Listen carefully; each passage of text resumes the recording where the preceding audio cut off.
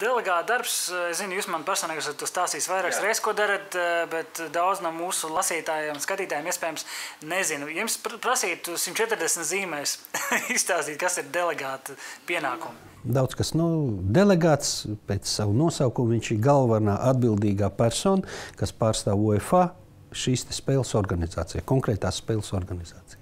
Skaidrs, tas iekļauj sevi drošību un viss šīs, kas saistīts ar drošību, par ko es arī teicu, tāpat arī visas televīzijas, žurnālisti, reklāmas, marketings, tiesneša darbs, tā tālāk un tā tālāk. Jā, es atceros, jūs reiz man stāstījāt, ka nācās glābt vienu tiesnesi, bija tāds stāsts, vai ne? Bija. Jā, bet par aktuālo čempionātu, vai bija kaut kas tāds, ko varbūt kur bija tāda varbūt krīzes situācija, kur tas spiediens varbūt uzkāpa? Nē, paldies Dievam, šī mūsu stadionā nebija tādas situācijas.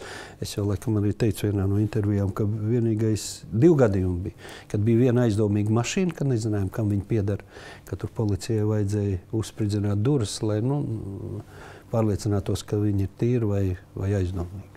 Un viena aizdomīga soma, ko arī kāds līdzjutējs vai kāds darbinieks bija atstājis, un kad arī tur pacēlās savu veidu drošības pasākumu, uzreiz apleņas to somu, jo nezināja, kas tur notiek.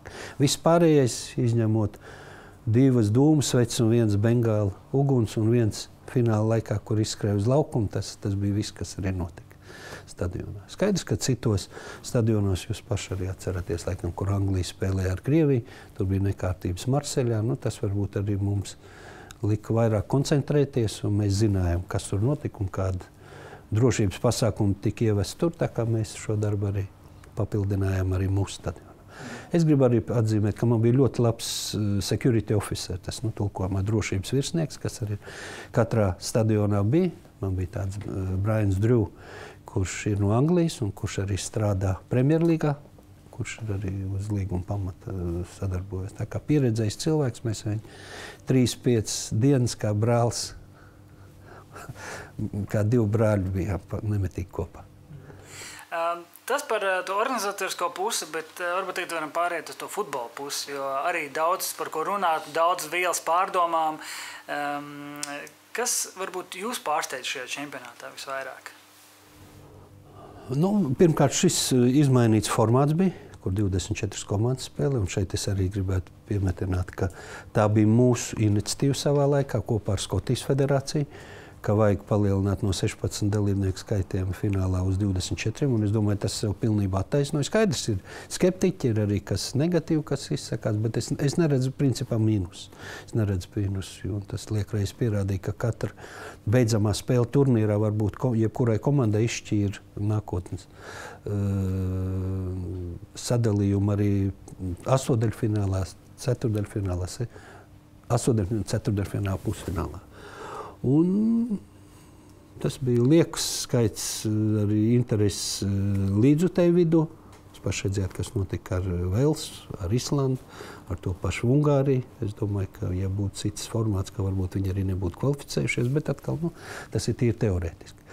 Es domāju, bija interesants futbols. Skaidrs, ka katrā spēlē strādāja mūsu UEFA tehniskā grupa, kur bija bijušie treneri un tagadējie treneri, kas to visu lietu analizē, un es domāju, ka visi tie secinājumi tiks izdarīti jau nākotnē tieši no viņa puses. Bet no manas puses, kā no funkcionāra puses, es domāju, viņš bija interesants, kā jebkurš Eiropas čempionāts tāda veida pasākumu.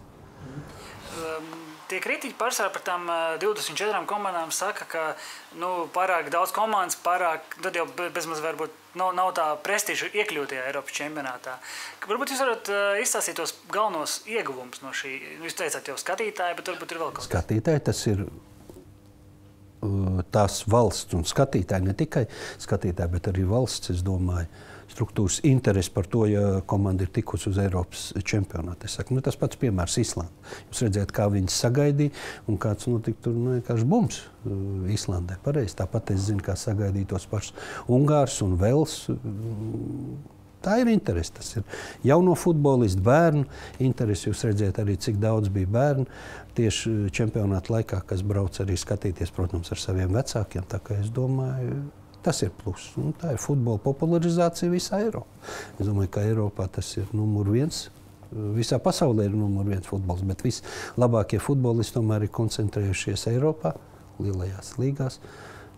Es redzu tikai plusus. Skaidrs, var kaut ko uzlabot. Redzēsim, nākošais Eiropas čempionāts 20. gadā, kad viņš notiks 13 atsevišķās pilsētās. Tas būs interesanti. Tas būs pavisam interesanti. Bet tā jau ir nākotne. Varbūt tur izstāstīt par šo formātu. Tas vēl tomēr ir 4 gadi līdz tam jādzīvo vēl. Par to jau runāja jau, manuprāt, pirms arī 4 gadiem, ka šis formāts varētu būt, kad daudzās pilsētās. 2020. gadā būs tieši 60 gadi kā jubileja, kad Eiropas čempionāts sākās vispār. Tas bija 1960. gadā arī tieši Parīzē, kad Padomju Savienības izlase apspēlēja Dienvidslāviju. Un tagad, pamatojoties uz šo jubilejas gadu, ir tāds jauns projekts, kur visas 24 komandas tiks sadalīts pa 13 pilsētām. 13 pilsētām, tās pilsētas jau ir noteikts. Es viņas tagad varētu nosaukt, bet es baidos, ka es kādu izlaidīšu. Bet tās ir... Kur ir tuvākā mums? Mums ir Pēterburga. Pēterburga, jā. Pēterburga, ja es nemaldos, bija arī Kijeva un Varšava, tā kā šī reģionā, bet tur ir labākie stadioni. Es domāju, tās ir lielākās pilsētas un tādas, varbūt ne galvaspilsētas, bet labākās un tādas svarīgākās pilsētas jebkurā valstī, un tur būs, kā es pieminēju, stadioni, tur būs labākās viesnīcas, labākie muzeji, viss kaut ko. Es domāju, tas būs interesants, tas būs tāds jauns izaicinājums. Un skaidrs, ka būs varbūt savu veidu, es neteikšu, ka problēmas, bet būs sarežģījumi ar loģistiku, jo skatītājiem to ceļošanu līdz savai komandai varbūt tas sagādās kaut kādas neērtības, bet cik es sapratu arī pēc šī te jaunās struktūras, ka ja mājas komanda kvalificējās, valsts, nevis komanda, bet valsts izlase, tad vismaz 2 spēles priekšsacīgas grupā, viņas ir garantētas tādā stadionā un pilsētā, kas ir no tās valsts. Ja Anglija spēlēs, tad viņam Wembley stadionā būs priekšrakstīts. Kaut arī es zinu, ka Wembleyā būs fināls un viens no pusfināliem arī Wembleyā. Tā kā varbūt tur bet ir vēl Dublina, ir Glasgow, man liekas, nemaldos arī tā. Tā nav tāda negodīga priekšrocība uzreiz Angļiem, ka es nedomāju, ka negodīgi. Es nezinu, godīgi sakot, varbūt es arī kļūdos, tas ir jāpanalizē. Bet tas būs interesants. Es domāju, tas ir tāds jauns izaicinājums. Un nezinu, vai to pēc tam ieviesīs atkal jau kā praksa. Nākotnē tas pierādīsies 2020. gadā. Jā. Principā, noteikti arī labs tāds atskaites punkts ir arī publiski minētā peļņa no šī Eiropas čempionāta, vairāk kā 830 miljonu eiro. Tā ir varena liela summa. Tas noteikti arī iespaidoja šo no šī komanda palielināšanas. Nē, kā tad? Un tas arī viens no tiem plusiem, jo ir vairāk spēles, ir vairāk televīzijas translācijas, vairāk var piesaistīt arī uz spēļu skaitu tieši šos reklāmu devējus. Atkal tas ir viens no tiem plusiem.